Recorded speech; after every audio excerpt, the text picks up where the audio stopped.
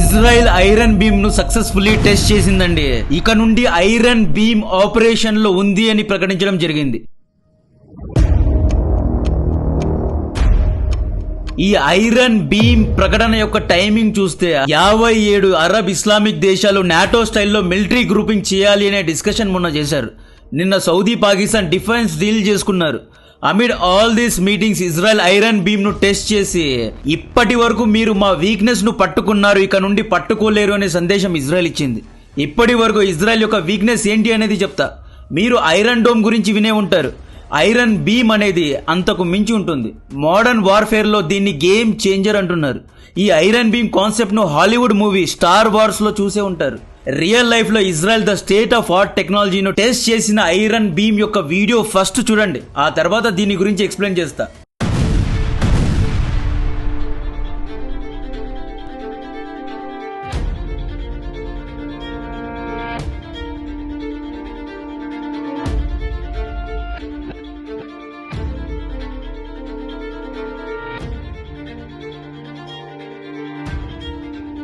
Video చూశారు కదా, ఈ వీడియో ఐరన్ బీమ్ యొక్క ఫైనల్ టెస్టింగ్ అనమాట. ఇది నిన్న సదరన్ ఇజ్రాయెల్లో జరిగింది. ఐరన్ బీమ్ అంటే ఐరన్ డోమ్, S-400, HQ-9 లాగానే యాంటీ మిజైల్ డిఫెన్స్ సిస్టమ్. శత్రు యొక్క రాకెట్స్ ను, మిజైల్స్ ను, డ్రోన్స్ ను గాల్లోనే ఇంటర్సెప్ట్ చేసి లేదా గాల్లోనే ధ్వంసం చేసే ఈ యంత్రం ఇది. అయితే మామూలు డిఫెన్స్ మెషిన్స్ శత్రు యొక్క డ్రోన్స్ అండ్ మిజైల్స్ ను ఇంకొక యాంటీ మిజైల్ తోనే ధ్వంసం చేస్తాయి. కానీ ఐరన్ బీమ్ కొంచెం డిఫరెంట్ గా 100 to 160 kilowatt high energy laser beams ద్వారా ధ్వంసం చేస్తుంది అన్నమాట. ఇక్కడ మిజైల్స్ యొక్క అవసరం లేదు, ఓన్లీ లేజర్ లైట్ తో లేపేస్తుంది. ఈ వీడియో చూడండి. ఫస్ట్ వీళ్ళు గాల్లో మిజైల్స్ ను పంపారు. ఈ మిజైల్ యొక్క location iron beam command centre intercept చేసింది. టార్గెట్ ను లాక్ చేశారు. ఇక్కడ ఈ హై ఎనర్జీ లేజర్ టార్గెట్ పైన షూట్ చేసింది, టార్గెట్ ను హీట్ చేసింది. 100-160 కిలోమీటర్ల ఎనర్జీ వల్ల డ్రోన్స్ అండ్ మిజైల్స్ గాల్లోనే ఓవర్ హీట్ అయిపోయి గాల్లోనే ధ్వంసం అవుతున్నాయి. అయితే ఎందుకు ఇది గేమ్ చేంజర్, అనవసరంగా దీనికి ఎందుకు ఇంత ఎలివేషన్స్ ఇస్తున్నారనే డౌట్స్ మీలో వచ్చి ఉండాలి. మొన్నటి వరకు ఇజ్రాయెల్ ఏం చేసింది, ఐరన్ డోమ్, డేవిడ్ స్లింగ్, ఆరో వంటి యాంటీ మిజైల్ డిఫెన్స్ సిస్టమ్ శత్రు యొక్క టార్గెట్ ను గాల్లో లేపేయడానికి తామీర్ అనబడే ఒక మిజైల్ ను వాడేది. ఒక్క తామీర్ మిజైల్ యొక్క కాస్ట్ ఎంతో తెలుసా? అక్షరాల 33 నుండి 80 లక్షలు. నిజంగా చెప్తున్నా, కేవలం ఒక్క మిజైల్ యొక్క ధర ఇది. ఇరాన్, హమాస్ ఈ మధ్య ఏం చేస్తున్నారు, 10 లక్షల్లో షాహిద్ అనబడే సూసైడల్ డ్రోన్స్ ను తయారు చేసి 100లో డ్రోన్స్ ను ఇజ్రాయెల్ పై పంపుతున్నారు. ఉదాహరణకు ఇరాన్ ఇజ్రాయెల్ పై 10 లక్షల విలువ గల 10 షాహిద్ డ్రోన్స్ ను పంపింది అనుకోండి. టోటల్ గా ఇక్కడ ఇరాన్ ₹1 కోటి మాత్రమే ఖర్చు పెడుతోంది. ఈ 10 డ్రోన్స్ ను గాల్లో ధ్వంసం చేయడానికి ఇజ్రాయెల్ 10 తామీర్ మిజైల్స్ ను రంగంలో దింపాలి. ఒక్క తామీర్ మిజైల్ 50 లక్షలు అనుకున్నా 5 కోట్లు ఖర్చు పెట్టాలి. 1:10 రేషియో. జస్ట్ తామీర్ మిజైల్స్ కోసం ఇజ్రాయెల్ ఆస్తులు అమ్ముకోవాలి. మీకు తెలుసో లేదో, ప్రస్తుతం ఇజ్రాయెల్ ఆర్థిక వ్యవస్థ డీలా పడింది. ఇజ్రాయెల్ యొక్క వీక్నెస్ పాయింట్ ఇదే. హమాస్, హెజ్బుల్లా, హౌతీ, ఇరాన్ ఎక్కుపెట్టే cheap mortars, cheap rockets, cheap drones కు సమాధానం 50 లక్షల Tamir missile. Hamas game plan ఏంటో తెలుసా?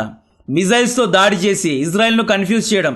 హమాస్ ఇజ్రాయెల్ పైన వేసే రాకెట్స్ యొక్క కాస్ట్ ఎంతో తెలుసా? కేవలం 60,000 మాత్రమే. హమాస్ చాలా చీప్ గా అండర్ గ్రౌండ్ లో రాకెట్స్ ను తయారు చేసి ఇజ్రాయెల్ పై విసురుతున్నారు. కొన్ని రిపోర్ట్స్ ఆధారంగా హమాస్ కేవలం 15,000లో రాకెట్స్ ను తయారు చేస్తోందంట. డెడ్ చీప్ ఇది. 15,000 రాకెట్స్ ను ఇంటర్సెప్ట్ చేయడానికి 50 లక్షల తామీర్ మిజైల్స్ ను ఇజ్రాయెల్ వాడుతోంది. ఇంటర్నేషనల్ వేస్ట్ ఇది. డిఫరెన్స్ ఎంతుందో చూడండి. 15,000 ఎక్కడ, 50 లక్షలు ఎక్కడ. ఇరాన్ ఇజ్రాయెల్ పై క్వాడ్ కాప్టర్ అనబడే చైనీస్ డ్రోన్స్ తో దాడి చేసింది. ఈ చైనీస్ క్వాడ్ కాప్టర్ డ్రోన్స్ యొక్క విలువ మహా అయితే 50 లేదా ₹1,00,000 ఉంటుంది. రష్యా యుక్రెయిన్ యుద్ధంలో కూడా రష్యా 20 లక్షల్లో షాహిద్ డ్రోన్స్ ను తయారు చేసి యుక్రెయిన్ పై దాడులు చేస్తోంది. ప్రస్తుతం వార్ డ్రోన్స్ అనేది ట్రెండ్ అయిపోయాయి. సూసైడల్ డ్రోన్స్ యుద్ధ భూమిలో గేమ్ చేంజర్ లా మారిన సమయం ఇది. మొన్న ఏప్రిల్లో ఇరాన్ ఇజ్రాయెల్ పై 100 డ్రోన్స్ తో దాడి చేసింది. ఈ చీప్ డ్రోన్స్, చీప్ మిజైల్స్ కు చెక్ పెట్టడానికి ఐరన్ బీమ్ ను రెడీ చేయడం జరిగింది. ఈ ఐరన్ బీమ్ కేవలం ₹170 ఖర్చుతో ఇంటర్సెప్షన్ చేస్తుంది అన్నమాట. కేవలం $2 తో శత్రు దేశం యొక్క డ్రోన్స్ అండ్ మిజైల్స్ ను గాల్లో లేపేస్తుంది. 35 నుండి 80 లక్షల తామీర్ మిజైల్స్ ఎక్కడ, $2 ఐరన్ బీమ్ ఎక్కడ? భూమి ఆకాశానికి ఉన్నంత తేడా ఉంది. ఇప్పుడు ఇజ్రాయెల్ పై వచ్చే డ్రోన్స్ అండ్ చీప్ మిజైల్స్ కు కాలం చెల్లిపోయినట్లే. హమాస్ రాకెట్ ఉత్పత్తి దుకాణాలు మూసుకోవాల్సిందే. శత్రు దేశాలు స్టెల్త్ ఫ్యూచర్ కలిగి ఉన్న మిజైల్స్ ను రెడీ చేసుకునే సమయం వచ్చింది. తాటిని తన్నేవాడు వస్తే వాడి తలదన్నేవాడు ఉంటాడు అన్నట్లు ఐరన్ బీమ్తో ఇజ్రాయెల్ చెస్ బోర్డును రీషఫుల్ చేసింది. ఇన్ని రోజులు ఇజ్రాయెల్ తామీర్ మిజైల్స్ కోసం కావాల్సిన కాంపోనెంట్స్ కోసం అమెరికన్ మిలిటరీ కాంప్లెక్స్కు చెందిన రేథాన్ అనబడే కంపెనీకు ఎన్నో కాంట్రాక్ట్స్ ఇచ్చింది, కోట్లలో డబ్బు ఖర్చు పెట్టింది. మీరు చూసుకుంటే ఇజ్రాయెల్ దగ్గర తామీర్ మిజైల్స్ అయిపోయినప్పుడల్లా వీళ్ళు యుద్ధాన్ని ఆపేస్తారు, సీజ్ ఫైర్ చేసుకుంటారు, ఆ తర్వాత అమ్యునేషన్స్ను రెడీ చేసుకొని మళ్ళీ యుద్ధ భూమిలో దిగుతారు. తామీర్ మిజైల్స్ లిమిటెడ్గానే ఉన్నాయి, దీన్ని లిమిటెడ్గానే తయారు చేయగలరు. ఇవి అయిపోయినప్పుడల్లా ఇజ్రాయెల్ భయపడే పరిస్థితి. ఇప్పుడు జస్ట్ $3 ఎలక్ట్రిసిటీతో పని అయిపోతుంది. ఇక ఐరన్ బీమ్ యొక్క స్పెసిఫికేషన్ దగ్గరకు వస్తే ఇవి కంప్లీట్గా ఐరన్ డోమ్ను రిప్లేస్ చేయడం లేదు. ఐరన్ డోమ్, డేవిడ్ స్లింగ్, యారోతో పాటు ఐరన్ బీమ్ను కూడా డిప్లాయ్ చేస్తున్నారు, ఇంటిగ్రేట్ చేస్తున్నారు. విత్ ఇన్ ఫ్యూ మంత్స్లో ఫుల్ ఫ్లెజ్గా ఐరన్ బీమ్ బ్యాటరీస్ను మోహరించనున్నారు. ఈ ఐరన్ బీమ్ బ్యాటరీస్ను ట్రక్స్లో తీసుకెళ్లొచ్చు, ఈవెన్ షిప్స్లో కూడా పెట్టుకోవచ్చు. ఇజ్రాయెల్ డిఫెన్స్ సిస్టమ్ ఎలా ఉంది అంటే 2400 కిలోమీటర్ల దూరంలో ఉన్న ఎనిమీ ఆబ్జెక్ట్ను ఫస్ట్ యారో ఇంటర్సెప్ట్ చేస్తుంది. ఇక్కడ మిస్ అయిందా 300 కిలోమీటర్ల దూరంలో డేవిడ్ స్లింగ్ ఇంటర్సెప్ట్ చేస్తుంది. ఇక్కడ మిస్ అయిందా 70 కిలోమీటర్ల దూరంలో ఉన్న శత్రు ఆబ్జెక్ట్ను ఐరన్ డోమ్ ఇంటర్సెప్ట్ చేస్తుంది. ఒకవేళ ఇక్కడ కూడా మిస్ అయినా 10 కిలోమీటర్ల దూరంలో ఎనిమీ ఆబ్జెక్ట్ను ఇంటర్సెప్ట్ చేయడానికి ఐరన్ బీమ్ రెడీగా ఉంది. ఐరన్ బీమ్ ఇన్స్టెంట్ గా రియాక్ట్ అవుతుంది, నో డిలే టైం. కేవలం 1 to 5 సెకండ్స్లో ఇది టార్గెట్ను లేపేస్తుంది. Iron Dome reaction time 10 seconds, కానీ ఐరన్ బీమ్ది జస్ట్ 1 to 2 సెకండ్స్ అనమాట. ఒకేసారి 12 వరకు టార్గెట్స్ను ఐరన్ బీమ్ ధ్వంసం చేయగలదు. దీన్ని ఇన్స్టెంట్ కిల్ వెపన్ అంటారు. Iron Beam cheap drones, quadcopters, mortars, rockets, anti tank మిజైల్స్ను కూడా ధ్వంసం చేయగలదు.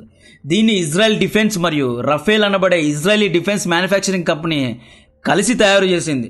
2018 నుండి దీని యొక్క టెస్టింగ్ జరుగుతూనే ఉంది. ఐరన్ బీమ్కు ఎయితాన్ లైట్ అనే పేరు మార్చారు. అక్టోబర్ 2024లో లెబనాన్లో కెప్టెన్ ఎయితాన్ ప్రాణాలు కోల్పోయినందుకు గౌరవిస్తూ ఈయన పేరు పెట్టారు. ఐరన్ బీమ్కు కొన్ని లిమిటేషన్స్ ఉన్నాయి. ఫాగ్ ఎక్కువగా ఉంటే, వాన పడితే లేదా శాండ్ స్టార్మ్స్ ఎక్కువగా ఉంటే లేజర్ ఎఫెక్టివ్నెస్ తగ్గిపోతుందంట. లాంగ్ రేంజ్ బ్యాలిస్టిక్ మిజైల్స్ను ఇవి ఇంటర్సెప్ట్ చేయలేదు. ఐరన్ బీమ్ తర్వాత ఏం మారబోతోంది అంటే హమాస్, ఇరాన్ ద్వారా ఇజ్రాయెల్పై పడే పాన్ స్టార్మ్స్ తగ్గుతాయి. అంటే ఇంతకు ముందు అంటే అక్టోబర్ 7, 2023 రోజున హమాస్ దాదాపు 5000 చీప్ రాకెట్స్ను ఇజ్రాయెల్పై వేసి ఐరన్ డోమ్ను కన్ఫ్యూజ్ చేసింది, ఓవర్ పవర్ చేసింది. ఇప్పుడు ఐరన్ బీమ్ కేవలం $2తో ఇంటర్సెప్షన్ చేస్తోంది కాబట్టి 5000, 10,000 అని చెప్పి రాకెట్స్ను ఇజ్రాయెల్పై వేయడానికి లేదు. బేసికలీ హమాస్ వీక్ అవుతుంది. హమాస్ స్ట్రాటజీ ఏంటి, 100 రాళ్ళు ఇజ్రాయెల్పై వేస్తారు, ఏదో ఒక రాయి పడుతుంది అనుకుంటారు. ఈ 100 రాకెట్స్ను ఇంటర్సెప్ట్ చేయడానికి 50 నుండి 100 కోట్ల ఇజ్రాయెల్ ఖర్చు పెడుతుంది. ఇప్పుడు ఇది సాధ్యం కాదు.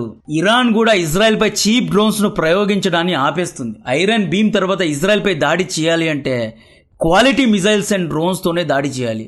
క్వాలిటీ బ్యాలిస్టిక్ మిజైల్స్ను తీసుకురావాలి, స్టెల్త్ ఫీచర్స్ ఉన్న డ్రోన్స్ను తీసుకురావాలి.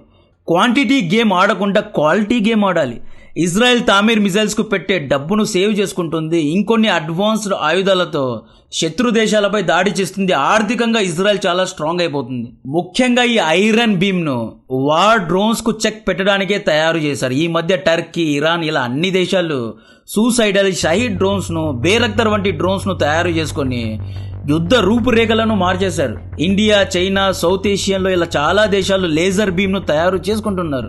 I think already China, Russia దీన్ని టెస్ట్ కూడా చేసి ఉంటారు.